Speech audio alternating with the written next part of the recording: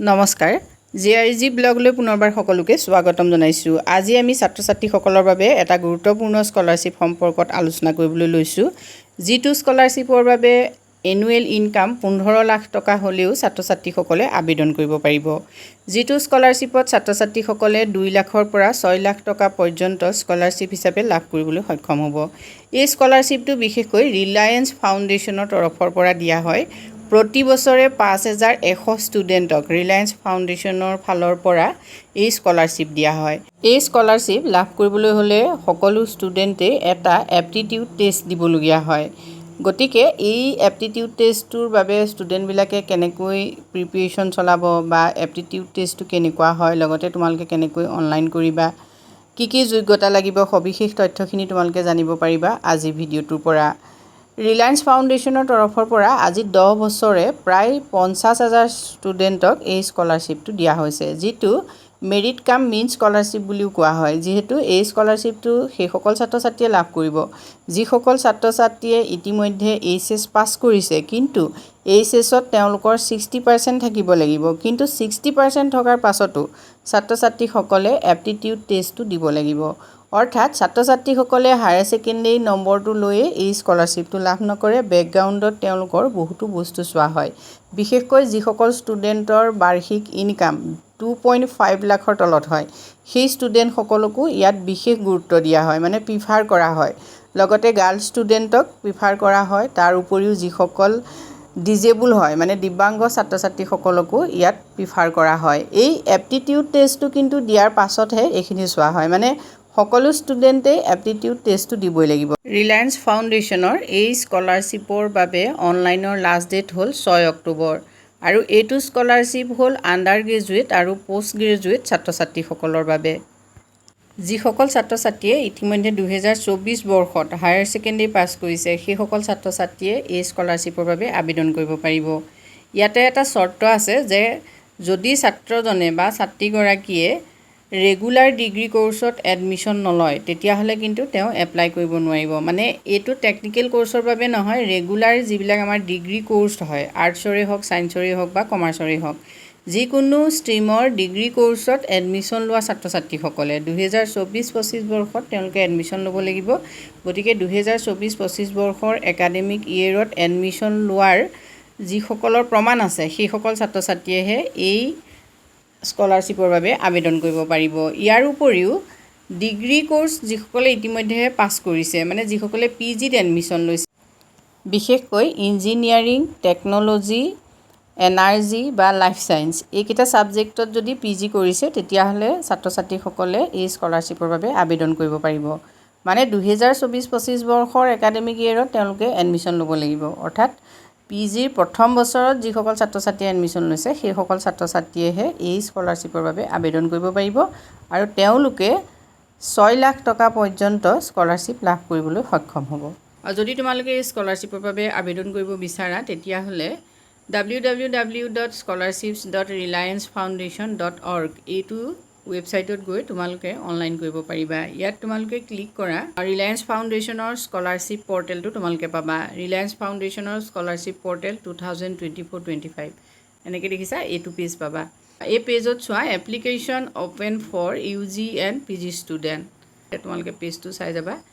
এইটো পেজ তোমালোকে দেখিছা, এই পেজটোতে তোমালোকে অনলাইন কৰিব লাগিব।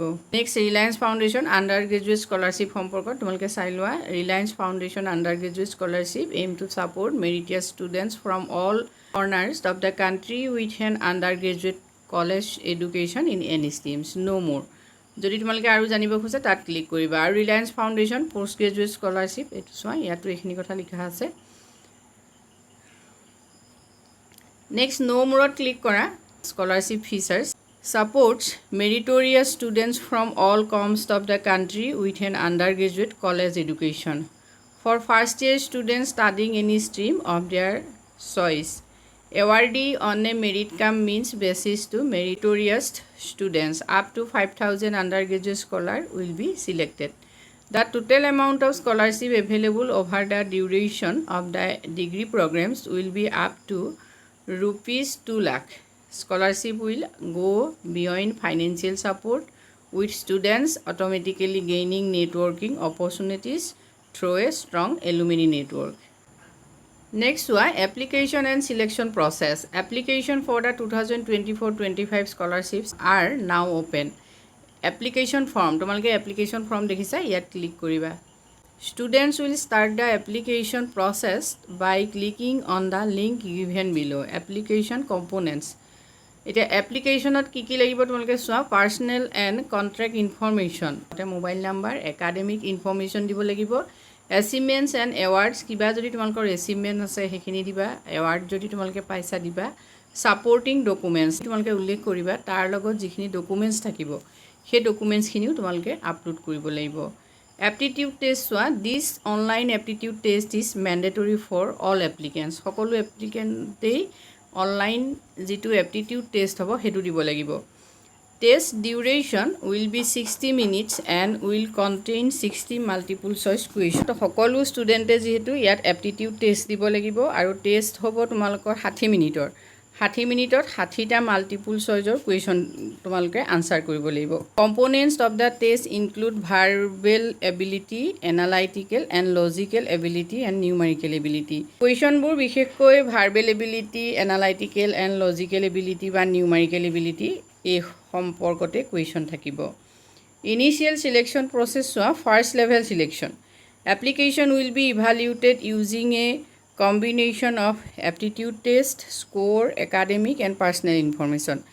Selection processত প্ৰথমতে তোমালোকৰ aptitude testৰ marks, তাৰ লগতে academic আৰু personal information সেইসমূহৰ ওপৰত ভিত্তি কৰি প্ৰথম সিলেকশ্যন কৰা হ'ব। Announcement of scholars up to 5,000 scholars. All candidates will be evaluated on the basis of merit cum means.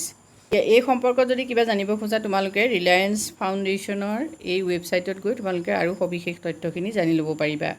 Aptitude টেষ্টৰ যদি কুৱেশ্যন পেপাৰ বিচাৰা তেতিয়াহ'লে তোমালোকে এই click here for sample aptitude test question paper ইয়াত ক্লিক কৰিলে তোমালোকে কুৱেশ্যন পেপাৰো লাভ কৰিবা। ইলিজিবিলিটি ক্ৰাইটেৰিয়াটো চাই লোৱা। You must fulfil the following eligibility criteria in order to apply. প্ৰথম হ'ল be a resident Indian citizen হ'বই লাগিব। পাছ ষ্টেণ্ডাৰ্ড 12 উইথ মিনিমাম 60%, অৰ্থাৎ 60% নম্বৰ লৈ তুমি হায়াৰ ছেকেণ্ডেৰী পাছ কৰিব লাগিব। আৰু currently enrol in the first year academic year 2024-25 in a regular full time degree course in any stream. যিকোনো শাখাৰ ডিগ্ৰী কোৰ্চত তোমালোকে এডমিশ্যন ল'ব লাগিব আৰু এডমিশ্যনৰ যিটো ইয়েৰ মানে একাডেমিক ইয়েৰ 2024-25 হ'ব লাগিব। Students having household income 15 lakhs, preference given to less than 2.5 lakh. কাৰোবাৰ যদি 2.5 লাখৰ তলত এনুৱেল ইনকাম হয় তেতিয়াহ'লে সেইখিনি ষ্টুডেণ্টক ইয়াত প্ৰিফাৰ কৰা হ'ব, কিন্তু 15 লাখ এনুৱেল ইনকাম হ'লেও তোমালোকে আবেদন কৰিব পাৰিবা। Aptitude test is mandatory, test তোমালোকে দিবই লাগিব। ষ্টুডেণ্টছ আৰ নট ইলিজিবল, কোনখিনি ষ্টুডেণ্ট ইলিজিবল নহয়, যোগ্য নহয় সেইটো চাই লোৱা। Students who are in second year, যিসকল ষ্টুডেণ্ট ছেকেণ্ড ইয়েৰত পঢ়ি আছা বা তাতকৈ ওপৰ ক্লাছত সেইসকল এই স্কলাৰশ্বিপৰ বাবে উপযুক্ত নহয়। Students pursuing their degree through online, hybrid, remote, distance or any other non regular modes. যিসকল ষ্টুডেণ্টে ডিগ্ৰী কৰিছা কিন্তু তোমালোকে ৰেগুলাৰ ডিগ্ৰী কোৰ্চ কৰা নাই, মানে তোমালোকে অনলাইনত কৰিছা, হাইব্ৰিড বা ৰিম'ট বা ডিষ্টেঞ্চত কৰিছা, সেইসকল ষ্টুডেণ্ট এই স্কলাৰশ্বিপৰ বাবে আবেদন কৰিব নোৱাৰিবা। Students who have pass diploma after standard 10, দশম শ্ৰেণী উত্তীৰ্ণৰ পাছত যিসকলে ডিপ্ল'মা কোৰ্চ কৰিছা সেইসকলো উপযুক্ত নহয়। Students pursuing second year undergraduate degree course, যিসকলে দ্বিতীয় বছৰ ডিগ্ৰী কৰি আছে সেইসকল ষ্টুডেণ্টেও এই স্কলাৰশ্বিপৰ বাবে আবেদন কৰিব নোৱাৰিবা। Students who do not answer the mandatory aptitude test or are found cheating during the test, টেষ্টৰ সময়ত যদি তোমালোকে কিবা চিটিং কৰা বা কুৱেশ্যন আনচাৰ নিদিয়া তেতিয়াহ'লেও তোমালোক উপযুক্ত নহ'বা। In order to apply, students first need to register for the scholarship.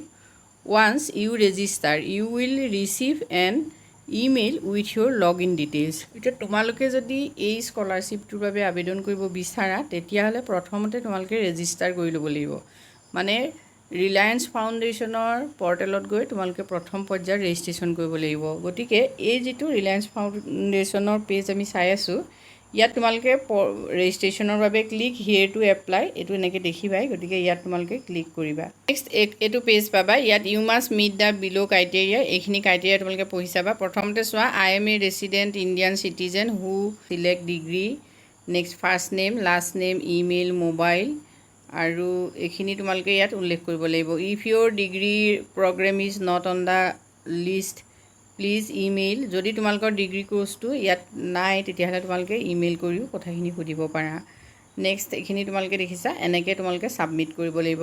গতিকে যিসকল ষ্টুডেণ্টে HSত 60% লাভ কৰিছে সেইসকল ষ্টুডেণ্টে ৰিলায়েন্স ফাউণ্ডেশ্যনৰ এই স্কলাৰশ্বিপৰ বাবে আবেদন কৰিব পাৰিবা। তো যিহেতু প্ৰাইভেট স্কলাৰশ্বিপ হয়, কিন্তু বহুতো ছাত্ৰ ছাত্ৰীয়ে ইতিমধ্যে এই স্কলাৰশ্বিপ লাভ কৰি নিজৰ কেৰিয়াৰ বনোৱাত সহায় হৈছে। গতিকে তোমালোকেও এই স্কলাৰশ্বিপৰ বাবে অনলাইন কৰিব পাৰা।